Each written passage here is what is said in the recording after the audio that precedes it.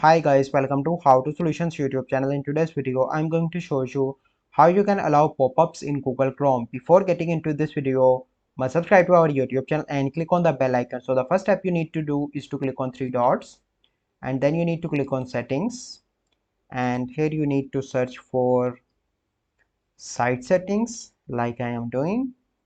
Click on that and here you need to scroll down and click on pop-ups and redirects, and here you have two options: sites can send pop-ups and you use redirects and don't allow. So you simply need to select this option, and here you can simply select any websites where you want pop-ups, and you can also select websites where you do not want. So this is a process by which you can allow pop-ups in Google Chrome. I hope you find this video helpful. If you find this video helpful, must like this video, subscribe to our YouTube channel for future videos. We'll see you in the next video. Thank you. Have a good day.